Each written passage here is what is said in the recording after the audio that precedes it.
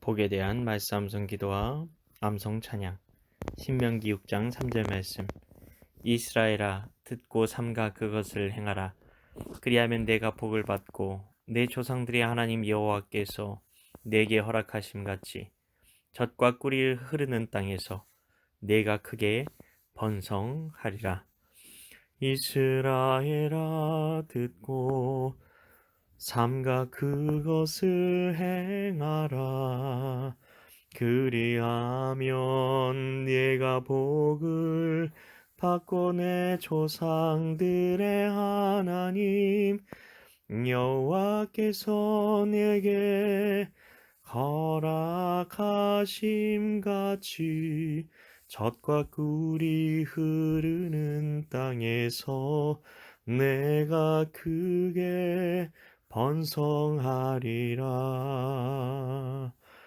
Hear therefore, O Israel, and be careful to do them, that it may go well with you, and that you may multiply greatly as the Lord, the God of your fathers, has promised you, in a land flowing with milk and honey.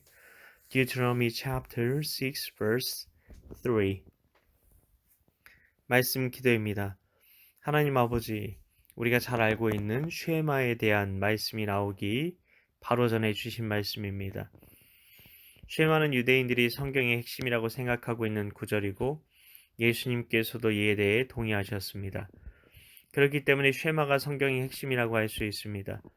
하나님께서 명령하시는 명령과 규례와 법도를 지키라고 하십니다. 쉐마라는 말은 들으란 뜻입니다. 그렇다면 쉐마에서 들으라는 말은 하나님의 명령과 규례와 법도를 지키라는 말일 것입니다. 구약 성경의 핵심이 모세가 쓴 5권의 성경이고 신명기는 그 엑기스라고 할 수 있는데, 그렇다면 구약 성경은 하나님의 명령과 규례와 법도가 핵심이란 뜻입니다. 명령, 규례, 법도는 어기면 벌 받는다는 느낌이 강한데 왜 사랑의 하나님이 쓰신 성경이 이렇게 살벌한 것일까요? 이를 알기 위해서는 유대인들이 중요하게 생각하는 쉐마의 핵심을 알아야 합니다. 쉐마는 하나님을 사랑하는 법에 대한 것입니다. 하나님께서 우리에게 따뜻하게 말씀하고 싶지 않으셨을까요? 다정한 모습으로 나타나셔서 시내산도 척박한 그곳에 갑자기 아름다운 풀과 꽃들이 피어나게 하시고 포근한 햇살 가운데서 백성들을 푸른 초장에 앉혀놓으시고 하늘의 아름다운 가나안 땅에 대한 영상을 띄우시고 설명해 주시면 얼마나 행복하게 이스라엘 백성들이 하나님의 말씀을 듣고 기대감으로 가슴이 벅차올랐을까요?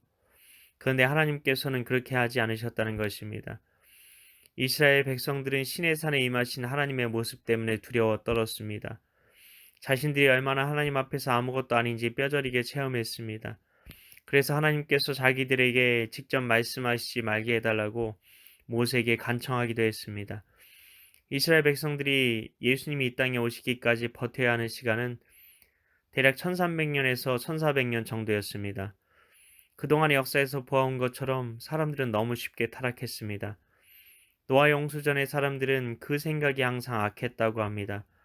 그리고 노아 용수 심판에서 노아의 가족만 세상에 남았는데도 그 중에서 또 타락하여 바벨탑을 세워서 하나님의 비길만큼 높아지려고 했습니다. 하나님께서는 일단 그들의 언어를 다르게 만드셔서 타락의 속도를 늦추셨습니다.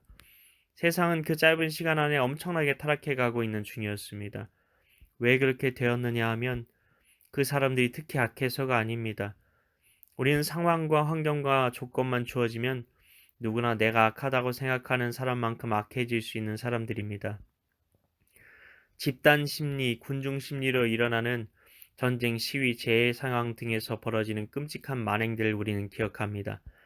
그렇기 때문에 하나님께서는 두려움이라는 억제 장치를 사용하셔서 이스라엘 백성들을 예수님이 오시기 전까지 이 땅에 복음을 수호하는 자들로 세우시려고 계획하신 것입니다. 이 때문에 하나님께서는 모질게 그들을 대하실 수밖에 없었던 것입니다. 자식에게 매를 들고 싶어하는 부모는 없습니다. 정상적인 부모는 그러하다는 것입니다. 매를 때리고서도 미안해하고 아이가 잘 때 매를 때린 곳이 너무 아프진 않았을까 연고를 발라주는 것이 부모의 마음입니다. 하나님께서는 이스라엘 백성들이 좌로나 우로나 치우쳐서 방황의 길을 갈 것을 알고 계셨습니다. 아직 그들 심령이 거듭나지 못했기 때문입니다. 성령님께서 오셔서 그 심령이 거듭나게 하시지 않으면 새 사람이 될 수 없었던 것입니다. 그래서 율법이라는 초등교사를 보내셔서 두려움 가운데 혹은 순종하면 이렇게 좋은 거야 라고 아이가 좋아하는 과자를 사주고 착한 일을 하면 상을 주듯 이스라엘 백성들을 어린아이처럼 대하고 계신 것입니다. 이스라엘 백성들은 자신들이 몸은 성장했지만 영적으로 어린아이와 같다는 것을 알지 못했던 것입니다. 그렇기 때문에 그렇게 하나님에 대해 원망하고 불평하고 반발하고 배신하기도 했던 것입니다. 우리는 우리의 영적인 수준을 알아야 합니다. 하나님이 우리를 엄격하게 대하실 수밖에 없는 이유, 자꾸 순종하라고 말씀하시는 이유가 무엇이겠습니까? 예수님께서는 하나님께 순종해라 이런 말씀을 들으신 적이 없었습니다. 왜 그랬을까요? 아버지의 마음이 예수님의 마음이었고 예수님의 마음이 곧 하나님 아버지의 마음이었기 때문입니다. 그래서 예수님께서는 요한복음 17장의 마지막 기도에서 아버지와 내가 하나인 것처럼 그들도 다 하나가 되어 우리 안에 있게 해달라고 말씀하신 것입니다. 하나님 아버지의 마음이 내 마음이랑 일치하면 굳이 순종하라 말할 필요가 없는 것입니다. 아버지의 뜻을 온 마음으로 알아 아버지의 마음에 따라 살게 되기 때문입니다. 아버지, 우리의 영적인 수준을 깨닫게 하시니 감사드립니다. 자꾸 내게 순종하라는 말씀이 들려오고 하나님의 명령만 내 눈에 내 귀에 보여지고 들려진다면 내 영적인 수준이 그것밖에 안 되어서 하나님 아버지의 마음이랑 전혀 다른 방황의 삶을 살고 있다는 것을 깨닫게 하소서. 그래서 아버지의 뜻이 나의 뜻이 되고 아버지의 마음이 나의 마음이 되는 온전한 순종의 삶, 연합의 삶을 갈망하게 하소서. 예수님과 연합한 삶이고 순종의 삶이고 순종의 삶이 연합의 삶이라는 것을 더 깊이 알고 주님과 하나 된 삶을 갈망하게 하소서. 이를 위해 오늘도 말씀 성기도와 찬양 가운데 나아가오니 성령으로 임하사 아버지의 마음으로 살게 하여 주시옵소서. 아버지의 마음으로 살게 하여 주시옵소서. 아버지의 마음으로 살게 하여 주시옵소서. 믿고 감사드리오며 예수님 이름으로 기도합나이다. 아멘.